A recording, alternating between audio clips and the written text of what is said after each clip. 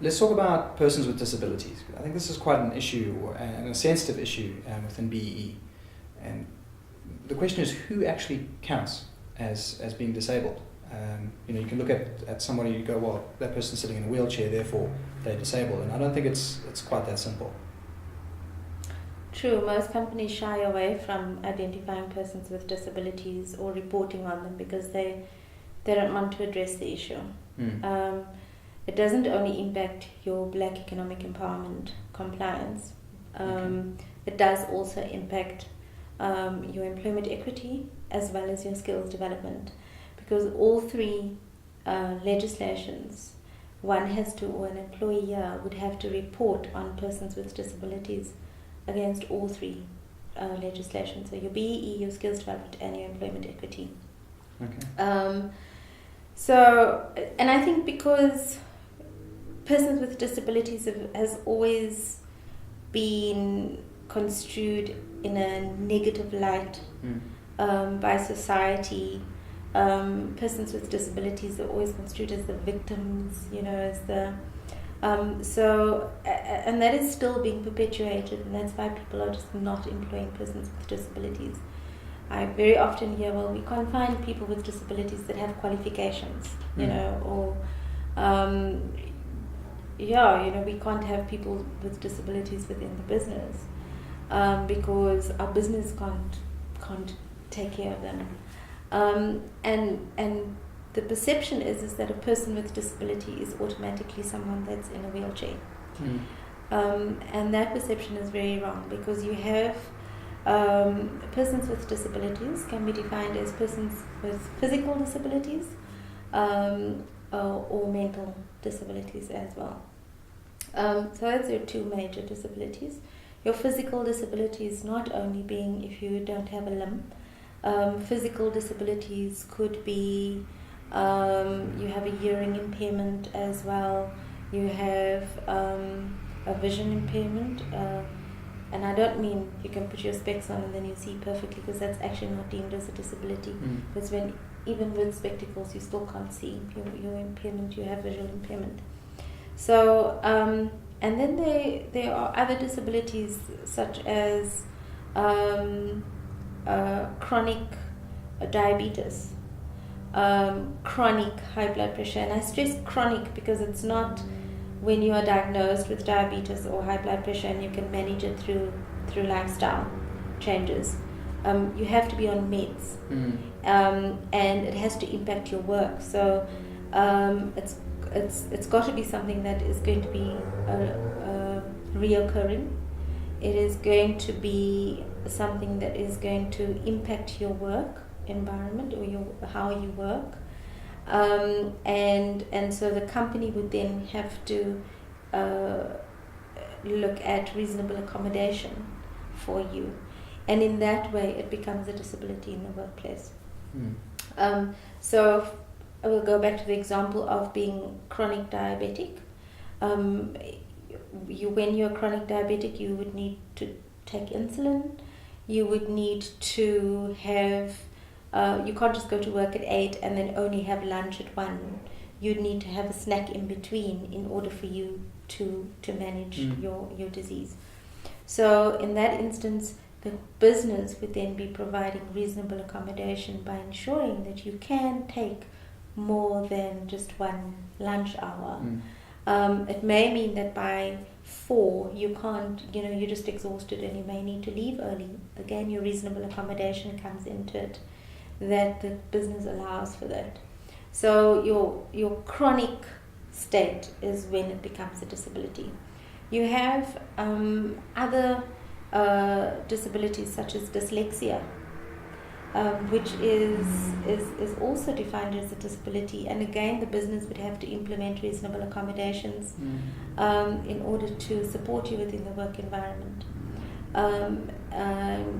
Epilepsy is a disability. But people just don't talk about it. And if you're if you suffer from epilepsy, you don't look any different, you don't walk any different, you don't seem any different to anyone else. But it is a disability because it does affect you for life, and you have to be on medication a constant medication to manage the epilepsy. So, and that's when it becomes a disability. But I mean, I would imagine that a lot of companies actually have people currently in their employ that are disabled and they don't know. Yeah, very much so. And when they have to report on the employment equity for both Black economic empowerment as well as employment equity reporting, that's where a lot of them fall short. And it's because they don't have the conversation and they don't create the environment to encourage people who have disabilities to come forth and to declare their disabilities. But how do you do that? I mean, it's a sensitive issue. How you've got a company, I think maybe being a bit on the back foot, but scared. You have to have a change management program in place.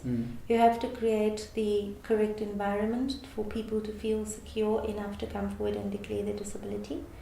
And certainly your communication that you send out to your business needs to be a communication that is encouraging of persons with disabilities. So the messages in your communication to your staff, needs to very clearly state what is the company's policy on persons with disabilities. Are you a company that if you declare your disability you're going to be fired tomorrow, or is your policy that persons with disabilities are encouraged to be employed within the business? Our workspace environment has been designed to support persons with disabilities. We have the conversation around what is disabilities. We celebrate World Disability Day, those kinds of things. So it's an all-encompassing strategy. It's not something that can be a standalone strategy. It's got to be part of a proper organizational transformation and change process, where you start having those conversations and encourage persons with disabilities. A good way to encourage people to actually start and to get that change going is to bring in interns and learners who are persons with disabilities. You don't have any commitment to them as a future employee, but what you are doing is that you're saying the message that you're carrying across is that we are looking for persons with disabilities. We see persons with disabilities as our future employees. And it's included in the culture, and therefore it does start to break down barriers, and it makes it easier for the permanent employees to feel comfortable with declaring their disability. Okay, good. You mentioned one thing there that about meds, but something like dyslexia. I don't know if you're necessarily on meds for dyslexia. No. So there must be some defining line there, like how do you know what is and what isn't a disability? You mentioned chronic. The Department of Labour has a code of good practice around the employment of persons with disabilities. Employers can download the Code of Good Practice from the Department of Labour's website. It's a PDF document, it's about 60 pages, and it provides guidelines as to what is deemed reasonable accommodation, what is deemed a disability, how do employers address the issues when the person with a disability who is an employee has a level of unhappiness. What can companies do? So it does provide guidelines to businesses as to the employment of persons with disabilities. Okay, good. There's so many various levels of disabilities, that it's difficult to actually go into in depth with each one, and one would really need to look at each case specifically and say, well, how does this impact the business in order for it to understand, is it being defined as a disability within the work environment or not? Okay. And just on that, does that guideline fit into BE as well? Is it the same? It's the same criteria. It's the same criteria. It's the same guideline. The difference is that with Employment Equity Act and the Skills Development Act, one would look at all employees. Okay. So all race groups, all genders. And obviously with Black economic empowerment, one would report on Black persons with disabilities within your employ. Right. So the main difference is the racial difference with the different legislations.